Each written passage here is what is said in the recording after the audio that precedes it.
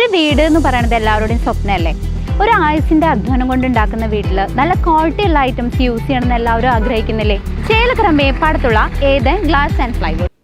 ചേലക്കരയിലെ ക്വാറിയുമായി ബന്ധപ്പെട്ട് മാധ്യമങ്ങളുടെ ചോദ്യങ്ങൾക്ക് മറുപടിയുമായി പ്രകൃതി സംരക്ഷണ സമിതി.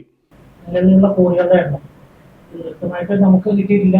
7 എന്ന് പറഞ്ഞ് 12 പറഞ്ഞ് 21 എന്ന് പറഞ്ഞ് എന്തായാലും സ്വാഭാവികമായിട്ടും ഒരു വില്ലേജ് പരിധി ഇത്രയധികം കോഴികൾ വരുന്നത് ഒരു ജനവിഭാഗത്തെ ഏറ്റവും കൂടുതൽ ബാധിക്കുന്ന ഒരു വിഷയമാണ്. എന്തുകൊണ്ടാണ് ഈ വിഷയം ബഹുമാനപ്പെട്ട കോടതിയെ അറിയിക്കാൻ നിങ്ങൾക്ക് സാധിക്കാതെ പോയത്? നമ്മൾ അറിയിക്കാൻ ശ്രമിച്ചു, ഒരു കേസിൽ കക്ഷി ചേരാൻ ശ്രമിച്ചു, പക്ഷെ കോടതി സമ്മതിച്ചില്ല. നമ്മുടെ സ്വന്തം നൽകിയപ്പോൾ നമ്മൾ കേസ് കൊടുത്തു, അറിയിച്ചിട്ടുണ്ട്. നമ്മള് വ്യക്തമായിട്ട് അതാണ് ഏറ്റവും വലിയ പോയിന്റ്. കൃത്യമായിട്ട് ഞങ്ങളത് ബഹുമാനപ്പെട്ട കോടതിയെ, മുനിസിപ്പൽ കോടതിയിൽ ഒരു വ്യക്തിയെ കൊണ്ട് പറഞ്ഞാൽ വെറുതെ പരാതി കൊടുപ്പിക്കാറില്ല. ബാധിക്കപ്പെട്ട വീട് നശിച്ച ഒരാള് തൃശ്ശൂര് സെക്കൻഡ് സബ് കോടതിയിൽ പരാതി പോയിട്ടുണ്ട്. ഞങ്ങൾ ഹൈക്കോടതിയിലും പരാതികളായിട്ട് പോയിട്ടുണ്ട്. ഇതെല്ലാം കൃത്യമായി നമ്പറുകളടക്കം രേഖാസഹിതം ഞങ്ങൾ അയച്ചിട്ടുണ്ട്. ആ പരാതിയുടെ കോപ്പി എല്ലാം എൻ്റെ കയ്യിലുണ്ട്. ഇപ്പോൾ ഹൈക്കോടതി ഇതുമായി ബന്ധപ്പെട്ട 3 കേസുകൾ നടക്കുന്നുണ്ട്. അതുമായി ബന്ധപ്പെട്ട കീഴ്ക്കോടതികളെല്ലാം കേസുകൾ നടക്കുന്നുണ്ട്. രാഷ്ട്രീയ പാർട്ടികളുടെ പിന്തുണ ഇല്ല എന്ന് തന്നെ പറയാം. രാഷ്ട്രീയ പാർട്ടികള് ഇല്ല എന്ന് മാത്രമല്ല, വ്യക്തിപരമായി ഇപ്പൊ ഞാനൊരു പ്രസ്ഥാനത്തിൽ വിശ്വസിക്കുന്ന ഒരാളാണ്. ഞാനൊരു പാർട്ടിയുടെ ഒരു പാർട്ടിയുടെ ഉത്തരവാദിത്തപ്പെട്ട പ്രവർത്തകനാണ്. എന്നിൽ നിന്ന് എന്റെ പാർട്ടി തന്നെ പറഞ്ഞിട്ടുണ്ട്, പാർട്ടിയിൽ നിന്നുകൊണ്ട് സമരം തുടരാൻ കഴിയില്ല. മറ്റു പാർട്ടിയുടെ കാര്യം എനിക്കറിയാം. പക്ഷെ ഞാൻ മനസ്സിലാക്കിയിടത്തോളം എല്ലാ രാഷ്ട്രീയ പാർട്ടികളും, ഞാൻ പറഞ്ഞില്ല, സൂചിപ്പിച്ചത് എല്ലാ അധികാര കേന്ദ്രങ്ങളും മുഴുവൻ, എല്ലാ രാഷ്ട്രീയ പാർട്ടികളും മുഴുവൻ, സകല സിസ്റ്റവും, ഈവൻ കോടതി അടക്കമുള്ള സിസ്റ്റം ഇവർക്ക് അനുകൂലമാണ്. അതിനെതിരെയാണ് ഞങ്ങൾ. സ്വാഭാവികമായും അതിന്റെ ടെൻഷനും ബുദ്ധിമുട്ടും ഞങ്ങൾക്കുണ്ട്. ഏതോ ചാനലുകാരെ എവിടേക്കോ പോയിട്ട്, അല്ലെങ്കിൽ ഓൺലൈൻ 2 ചാനലുകളുടെ ഒരു വ്യക്തിപരമായിട്ട് പോയിട്ട് ചാനലിൽ പോയിട്ട് ചിലപ്പോൾ ബൈക്കെടുത്തിട്ടുണ്ടാവും, അല്ല നിങ്ങൾ കൊടുത്തിട്ടുണ്ടാവും. നിലവിൽ എന്തുകൊണ്ട് ഇതുവരെ ഒരു പ്രസ് മീറ്റ് വിളിച്ചിട്ട് ഞങ്ങൾക്ക് ഈ വിഷയങ്ങളൊക്കെ ഗൗരവമുള്ള വിഷയങ്ങൾ അറിയിച്ചിട്ടില്ല? എന്നിട്ട് ഒന്നത്. രണ്ടാമത്, ഒരു ഈ പറഞ്ഞ കോരി പോയിട്ട് പ്രസ് മീറ്റ് നടത്തിയെന്ന് പറയുന്നത്, ഞങ്ങളാരും പ്രസ് മീറ്റ് നടത്താറില്ല, പത്രക്കാരൻ നൽകി ഞങ്ങൾ ആരും പോയിട്ടുമില്ല. ഏതോ ചാനലുകാരൻ പോയിട്ടുള്ളത് അവർ വ്യക്തിപരമായിട്ട് വിളിച്ചു കൊടുത്തിട്ടുണ്ടാവും, പോയിട്ടുണ്ടാവും, ആർക്കെ പോയെന്ന് പറയില്ല. അപ്പൊ അടച്ച് പറയുന്നതിന് അർത്ഥമില്ല എന്ന് പറയുന്നത്. ഒരു ചേലക്കര പ്രസ് ക്ലബിനെ സംബന്ധിച്ചോളം ഒരു പത്രസമ്മേളനം ഒരു കോറിയിലും പോയി നടത്തിയായിട്ട് അറിയില്ല. അതുപോലെ വേറെ പ്രസ് ക്ലബ്ബുകാർ നടത്തിയെന്നുള്ളവരും അറിയില്ല. എന്തുകൊണ്ട് ഇത്ര ഗൗരവമായിട്ട് 21 കോറി എന്ന് പറയുന്നുണ്ട്? 21 കോറിയും ഇത്ര നിങ്ങൾക്കെതിരെ വധഭീഷണിയും വരെ ഉണ്ടായിട്ട് എന്തുകൊണ്ട് ഇതുവരെ മാധ്യമപ്രവർത്തകരെ അറിയിക്കാൻ നിങ്ങൾ തയ്യാറായിട്ടില്ല? പിന്നെ പിന്നെ ഇതിന്റെ യഥാർത്ഥത്തില് ഇതിന്റെ അധികാരികൾ ആരാണ്? ഇവിടെ ലൈസൻസ് കൊടുക്കേണ്ടത്, അല്ലെങ്കിൽ ഒരു കോറിയുള്ള ഇതിനുള്ള അനുവാദം കൊടുക്കേണ്ടത് പഞ്ചായത്താണോ? ഇതാരാണ്? പിന്നെ നിയമപരമായിട്ട് പറഞ്ഞ് ഇത്ര കേൾക്കാൻ പാടുള്ളൂ, ഇത്ര വണ്ടികൾ പോകുമ്പോൾ എല്ലാം നിയമമുണ്ട്. ഇതിനൊക്കെ അതിജീവിച്ചു പോകുന്ന നടപടിക്കെതിരെ നിങ്ങൾ എന്ത് നടപടികളാണ് സ്വീകരിച്ച് എന്തൊക്കെ സ്വീകരിക്കാൻ കഴിയും? ഞങ്ങളെ അറിയിക്കാതെ എന്തുകൊണ്ടാണ് ചോദ്യം. മാധ്യമപ്രവർത്തനം മീഡിയ പത്രക്കാരൻ പ്രിന്റഡ് മീഡിയ നിലയ്ക്ക് ഈ വിഷയങ്ങൾ ഇതുവരെ നിങ്ങളാരും അറിയില്ല. ഞങ്ങൾ വാർത്ത കൊടുക്കേണ്ട അവിടെ നിന്ന് കേട്ടതായിരുന്നു. അപ്പൊ കൃത്യമായി ഇതൊന്നും കൃത്യമായി വെച്ചിട്ട് സത്യത്തിൽ അങ്ങനെ ഒരു വാർത്ത കൊടുക്കാനായിട്ട് ഒരു സമരം നമ്മളവിടെ നടത്തിയിട്ടില്ല. അതായത് ഞങ്ങൾ അങ്ങനെ ഇതിന് ഈ സമരം മറ്റേ എല്ലാ മാധ്യമങ്ങളിലും വരേണ്ടതാണ്. പക്ഷെ നമ്മളത് അത്ര ഗൗരവമായിട്ട് അല്ലെങ്കിൽ ആ രീതിയിലേക്ക് അത് കണ്ടില്ല. നമ്മൾ അവിടെ ഈ ജനങ്ങൾ പ്രശ്നം പറയുന്നു, അപ്പൊ വാഹനങ്ങൾ തടഞ്ഞ് ഇവർക്ക് പോകുന്നവരോട് നമ്മളത് പറയുന്നു. അപ്പൊ അവിടെ ഈ കോറിയുടെ മുമ്പിൽ ജനങ്ങളെ അണിനിരത്തി ഒരു ചെറിയ സമരം ഒരുക്കി നടത്തി. അതുപോലും ആരോടും പറഞ്ഞില്ലെന്ന് വെച്ച് കഴിഞ്ഞാൽ അത് ഞങ്ങളുടെ ഭാഗത്തു നിന്നുണ്ടായ മാധ്യമങ്ങളെ അറിയിക്കുന്നതിലുണ്ടായ ഒരു വീഴ്ച തന്നെയാണ്.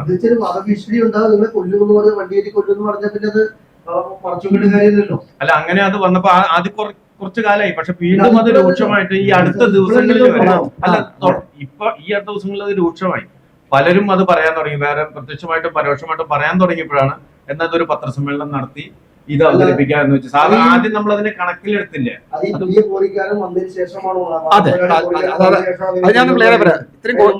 ഞാൻ ആരംഭത്തിൽ കൃത്യമായിട്ട് പറഞ്ഞു ഇല്ല.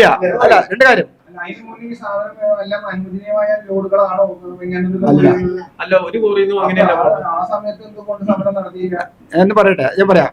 2 കാര്യം. ഒന്നാമത് ഞാൻ ആദ്യം തന്നെ പറഞ്ഞു, എന്റെ ആമുഖത്തിൽ ഞാൻ കൃത്യമായിട്ട് പറഞ്ഞു എന്തുകൊണ്ടാണ്. കഴിഞ്ഞ വർഷങ്ങളോളം, ഏകദേശം 27 വർഷങ്ങളായിട്ട് അവിടെ 2 കോറികൾ പ്രവർത്തിക്കുന്നു. കഴിഞ്ഞ 12 വർഷമായിട്ട് അവിടെ 3 കോറികൾ പ്രവർത്തിക്കുന്നു. ഒരു കൊല്ലമായിട്ട് അവിടെ 4 കോറികൾ പ്രവർത്തിക്കുന്നു. അന്ന് ഈ 3 കോറികളും ഏകദേശം പ്രശ്നങ്ങൾ ഉണ്ടാവാറുണ്ട്. പക്ഷെ ഗുരുതരമായി പത്രക്കാരെ അറിയിപ്പിക്കാവുന്ന രീതിയിൽ ഒരു ഗുരുതരമായ പ്രശ്നങ്ങൾ അവിടെ ഉണ്ടായിട്ടില്ല. മാത്രമല്ല അന്ന് ഈ സമരസമിതിയുടെ അവിടുത്തെ അന്ന് ഭരിക്കുന്ന ആളുകളും മെമ്പർമാരും സ്ഥിരമായി വണ്ടി തടഞ്ഞിരുന്നു. ഞാനടക്കം പോയിട്ട് അന്ന് എനിക്ക് രാഷ്ട്രീയമൊന്നുമില്ല, ഞാനും പോയി തടഞ്ഞിരുന്നു. അന്ന് തടയുകയും ആ പ്രശ്നം അപ്പം തന്നെ പരിഹരിക്കപ്പെടുകയും ചെയ്യും. അതാണ് നിങ്ങൾ ആദ്യം ചോദിച്ച പരിപാടി. ഈ പ്രശ്നങ്ങൾ ഗുരുതരമാവുന്നത് അന്ന് എന്തെങ്കിലും ഒരാളെ കല്ല് വീണു. ഇപ്പോൾ ഒരു അമ്പലത്തിൽ ഒരു ധർമ്മശാസ്ത്ര ക്ഷേത്രത്തിന്റെ മുമ്പ് കല്ല് വീണു. കഴിഞ്ഞ കൊല്ലം ഈ കോരി വരുന്നതിന് മുമ്പുണ്ടായ പ്രശ്നമാണ്. ഉടനെ തന്നെ നമ്മളതിൽ ബന്ധപ്പെട്ടു. ഉടനെ തന്നെ എൻ്റെ ഓണർ പോലീസ് വന്നപ്പോൾ വണ്ടി വിട്ടില്ല. ഞാൻ എൻ്റെ മുമ്പത്തുണ്ടായിരുന്നു. ആ ഡ്രൈവർമാർ വന്നു, മാനേജർമാർ വന്നു. നമ്മൾ പറഞ്ഞു പറ്റില്ല, അതിൻ്റെ ഓണർ വരണം. റഷീദ് എന്ന് പറയുന്ന ഒയാസിസിലുണ്ടായത്, ഒയാസിസ് എന്ന് പറയുന്ന കോറിയുടെ ഓണർ വരണം. അങ്ങനെ ഒരു 1.5 മണിക്കൂറോട് അവിടെ ഓണർ വരികയും നിരുപാധികം മാപ്പ് പറയും, ഇനി ഉണ്ടാവില്ല എന്ന് പറയുകയും അവിടെ ചെയ്തു. അപ്പൊ അതായത് ചെറിയ ചെറിയ കാര്യങ്ങളൊക്കെ അപ്പൊ പരിഹരിച്ചു പോയാണ് പതിവ്. മനസ്സിലായി? ഇപ്പൊ അതല്ല, ഇപ്പൊ പരിഹരിക്കാവുന്നതിലപ്പുറം ഇത്ര ചെറിയ പ്രശ്നങ്ങളല്ല, മറിച്ച് വളരെ ഗുരുതരമായ പ്രശ്നങ്ങളാണ് അവിടെ നടക്കുന്നത്. ഈ സമരസമിതി അതിന്റെ അടിസ്ഥാനത്തിലാണ് ഈ സമരസമിതി രൂപം കൊടുക്കുന്നത്. ചേലക്കര കോറി പ്രശ്നം ഇത് ഇന്നൊന്നര മുതൽ തുടങ്ങിയ പരിപാടിയല്ല. കുറെ കാലമായിട്ട് ജനങ്ങൾ കേൾക്കുന്ന സംബന്ധമായി അപ്പൊ പറയുന്നത് ഇതിന്റെ മുൻ ഭരണക്കാരാണ്. പക്ഷെ ഇപ്പോഴത്തെ ഭരണസമിതി ഇതിന് എന്ത് കാരണം കൊണ്ട് ഇപ്പൊ 9 കോറികളാണ് ഈ ഭാഗത്ത് വരുന്നത് എന്നാണ് പറയുന്നത് കേട്ടത്. ഇപ്പൊ അനുമതി കൊടുത്തിരിക്കുന്നത് ഈ പഞ്ചായത്ത് ഭരണസമിതികളാണ്.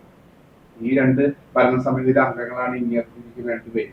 ഇവരടക്കം ഒത്താശയോട് കൂടിയിട്ട് ഇത് നടക്കുന്നത്. അപ്പൊ ജനങ്ങളെ മൊത്തത്തിൽ ഒരു വിഡ്ഢികളാക്കുന്നതിന് പറ്റാതെ പറയും. ഇതിപ്പോ ഞാൻ ചോദിക്കുന്ന ചോദ്യമില്ല, നമ്മളിപ്പോ ന്യൂസ് കൊടുത്തു കഴിഞ്ഞിട്ടുണ്ടെങ്കിൽ അതിൽ യൂട്യൂബിൽ ഓരോ ആളുകളും ചോദിക്കുന്ന ചോദ്യങ്ങളാണ് ഇപ്പൊ ഈ പറയുന്നത്. കാരണം ഇപ്പൊ വേറെ ആള് പറഞ്ഞതേമാതിരി ഇപ്പൊ നല്ല കൃഷി നടക്കുന്ന ഒരു സ്ഥലത്ത് കൂടെയാണ് കോറിക്ക് വേണ്ടി റോഡ് പോയിക്കൊണ്ടിരിക്കുന്നു എന്ന് പറയുന്നു.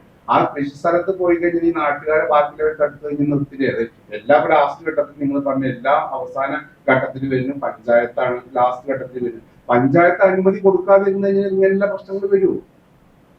പഞ്ചായത്തിന്റെ മെയിൻ. അപ്പൊ പഞ്ചായത്തിന്റെ ഭരണസമിതി എല്ലാം കൂടി ഒത്താശയോട് കൂടിയിട്ട് ജനങ്ങളെയും മാധ്യമപ്രവർത്തകരെയും വിഡ്ഢിയാക്കുന്ന ഒരു അതാണോ നടക്കുന്നത് എന്നൊരു ചോദ്യചിഹ്നം ഇവിടെ നല്ല രീതിയിൽ വന്നുകൊണ്ടിരിക്കുന്നുണ്ട്.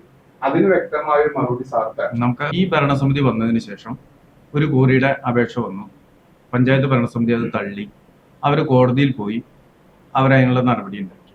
ഈ നിലവിൽ ഇപ്പൊ ഭരിച്ചുകൊണ്ടിരിക്കുന്ന ഈ പഞ്ചായത്തിൽ ഭരിച്ചുകൊണ്ടിരിക്കുന്ന ഭരണസമിതി വന്ന കോറിയുടെ അപേക്ഷ തള്ളുകയാണ് ചെയ്തിരിക്കുന്നത്. ഇതിന് അനുവാദം കൊടുക്കുന്ന ഒരു പരിപാടിയും ചേലക്കര പഞ്ചായത്തിലെ നിലവിലുള്ള ഭരണസമിതിയുടെ ഭാഗത്തുനിന്ന് ഉണ്ടായിട്ടില്ല. അല്ല സാർ, ഇപ്പൊ 9 കോറികളാണ് ഇവിടെ ചേലക്കരയിൽ വരുന്നതാണ് പറയുന്നത്. 9 അല്ല 21-ലധികം ഞാൻ ഇട്ട് തന്നിട്ടുണ്ട്.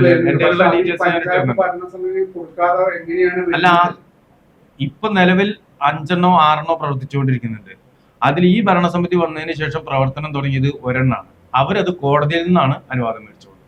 ബാക്കിയുള്ളതിന് കോടതിയിൽ നിന്ന് അനുവാദമായിട്ട് നേടിയെടുക്കാൻ കഴിയുമോ? പറയാൻ പറ്റില്ല. കാരണം നിലവിലെ ഇപ്പൊ സാഹചര്യം വെച്ചിട്ട് ഞങ്ങൾക്ക് അങ്ങനെയാണ്. കാരണം ആ കേസിൽ കക്ഷി ചേരാൻ ശ്രമിച്ചിട്ട് പോലും കോടതി സമ്മതിച്ചു. ഈ മണിക്കാർ ഈ വയലുകൾ നികത്തുമ്പോ നിങ്ങൾ സമരസമിതി ഇല്ല, ആ വയല് അതില്ല. അതിനൊരു കാര്യം പറയാം. അല്ല, അതിലൊരു കാര്യം പറയാം. വയല് നികത്തിനെ കുറിച്ചുള്ള ഒരു കാര്യം പറയാം. അത് ആ വയല് നികത്തുന്ന സമയത്ത് ആ പ്രദേശത്തെ പാടശേഖര സമിതിയുടെ സെക്രട്ടറി അല്ലെങ്കിൽ അതിന്റെ ജീവനാടിയായിട്ടുള്ള വ്യക്തി ആ വയൽ നികത്തി റോഡ് ഉണ്ടാക്കുന്ന തടയാൻ വേണ്ടി ശ്രമിച്ചു. നമ്മളൊന്നും അറിഞ്ഞില്ല. അത് ഏകദേശം 1.5 വർഷത്തിന് മുകളിലായി. ആളറിഞ്ഞതും പുള്ളി അവിടെ പോയിട്ട് അത് തടയാൻ ശ്രമിച്ചു. അവിടെ തടഞ്ഞ് അവിടെ ചെറിയ തോതിലുള്ള സംഘർഷം വന്നു. പോലീസ് എത്തി. ആ 1.5 മണിക്കൂറിനുള്ളിൽ ആ സ്ഥലം മറ്റേ കരഭൂമിയാണ് എന്നുള്ള രേഖ അവിടെ കൊണ്ടു. അപ്പൊ അത്രയും സ്വാധീനമുള്ള ആ 1.5 മണിക്കൂർ കൊണ്ടായിരിക്കും. പക്ഷെ ആ തർക്കം നടക്കുന്ന സമയത്ത് അതിന്റെ തലേവർഷം വരെ കൃഷി നടന്ന സ്ഥലമാണത്. കൃഷിയുടെ ബോണസ് മേടിച്ചിരുന്നതാണ് ആ സ്ഥലത്തിന്റെ ഉടമസ്ഥൻ. ആ സ്ഥലം കരഭൂമിയാക്കി മാറ്റി. നമ്മളൊരു 5 സെന്റ്, ഒരു സാധാരണക്കാരൻ ഭൂമി ഇല്ലാത്ത ഒരാൾ ഒരു 5 സെന്റ് മേടിച്ച് അതിന് നികത്താൻ മറ്റേ ഒരു തരം മാറ്റി കിട്ടാൻ. ഇപ്പൊ എന്റെ അവിടെ നിന്നുള്ള വർഷങ്ങളായിട്ട് കൃഷിയില്ലാത്ത സ്ഥലത്ത്, തരിശായി കിടക്കുന്ന സ്ഥലത്ത് വീട് പണിത് തരം മാറ്റാൻ കൊടുത്തിട്ട് 8 9 കൊല്ലം ഇതുവരെ അതിൽ നടപടിയായിട്ടില്ല. ഈ സാഹചര്യത്തിലാണ് ഇത്തരം ആളുകൾ 1 മണിക്കൂറോ അല്ലെങ്കിൽ 1.5 മണിക്കൂറിന്റെ ഉള്ളിൽ അത് വളരെ പ്രധാനപ്പെട്ട ഒരു ഉദ്യോഗസ്ഥന്റെ വിവേചനാധികാരം, അയാളുടെ പ്രത്യേക അധികാരം ഉപയോഗിച്ചിട്ടാണ് ആ ഭൂമി തരം മാറ്റി ഉള്ള സർട്ടിഫിക്കറ്റ് കൊടുത്തതെന്നാണ് ഞങ്ങൾക്ക് മനസ്സിലാവുന്നത്. അല്ല, അതന്ന് അവിടെ തടുക്കാൻ ശ്രമിച്ചു. പിന്നെ അദ്ദേഹത്തിന്റെ കൂടെ ആരും ഇല്ലായിരുന്നു.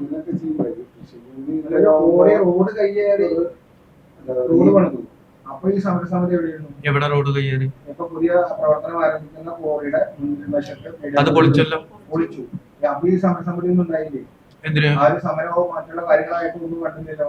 അല്ല ആ കോറിക്ക് അവിടെ പൈപ്പ് ഇട്ടതിന് പഞ്ചായത്ത് പൈപ്പ് ലൈൻ ഇട്ടതിന് പഞ്ചായത്തിലേക്ക് നോട്ടീസ് തന്നു. ഏത് എന്നെ വിളിച്ചു പറഞ്ഞു പഞ്ചായത്തുകളുടെ കുടിവെള്ള പദ്ധതിക്ക് വേണ്ടിയിട്ടാണ്, ആ പ്രദേശത്തെ ജനങ്ങളുടെ കുടിവെള്ള ക്ഷാമം പരിഹരിക്കാൻ വേണ്ടിയിട്ടാണ് അത് ചെയ്തത്. അല്ല അതിനുള്ള അവര് തന്ന നോട്ടീസിനുള്ള മറുപടിയും കൊടുത്തിട്ടുണ്ട്. അപ്പൊ ഈ PWDക്കാരോട് ഞങ്ങൾ ചോദിച്ചത്, അവിടെ ഞങ്ങൾ പൈപ്പ് ലൈൻ ഇട്ടപ്പോ നിങ്ങൾ അതിനെതിരെ നടപടി, അവിടെ ആ റോഡ് കയ്യേറി അല്ലെങ്കിൽ ആ റോഡില് ഈ മറ്റേ ടൈൽസ് വിരിച്ചതിന് നിങ്ങൾ എന്ത് നടപടി എടുത്തു എന്നുള്ള ചോദിച്ചു.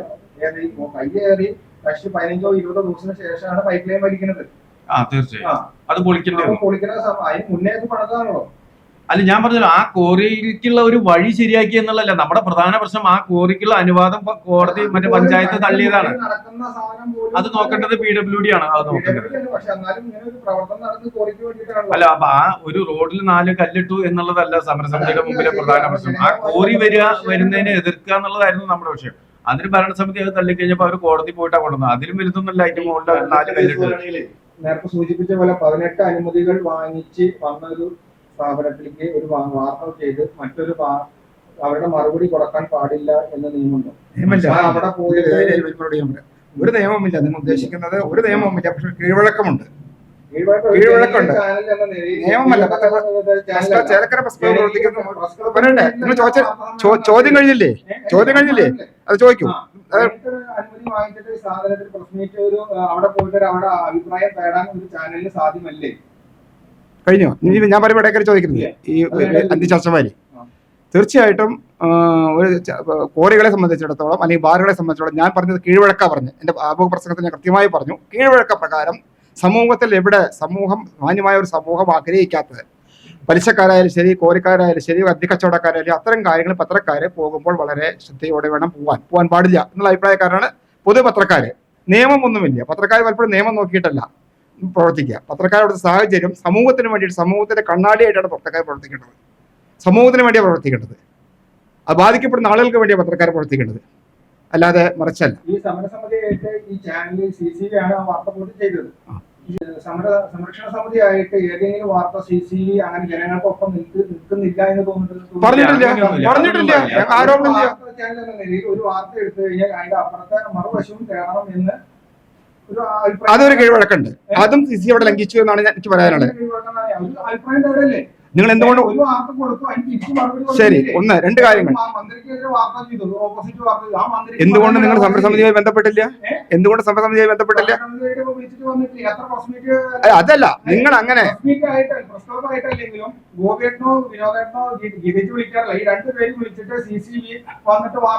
ഉണ്ട്. ഞാൻ ചോദ്യം അതല്ല, നിങ്ങൾ ചോദിച്ച ഉത്തരം അതല്ല. നിങ്ങൾ ഇതേമാതിരി സമരസമിതിക്കെതിരെ വാർത്ത കൊടുക്കുമ്പോൾ, കോരിക്കാർക്ക് വേണ്ടി വാർത്ത കൊടുക്കുമ്പോൾ സ്വാഭാവികമായിട്ടും വീണ്ടും ഞാൻ പറഞ്ഞു കീഴ്വഴക്കം ഉണ്ട്. എന്ത് അതിൽ ബാധിക്കപ്പെട്ട സമരസമിതിയുടെ ഭാരവാഹികളെ കുറിച്ച് ഒന്ന് ചോദിക്കുക.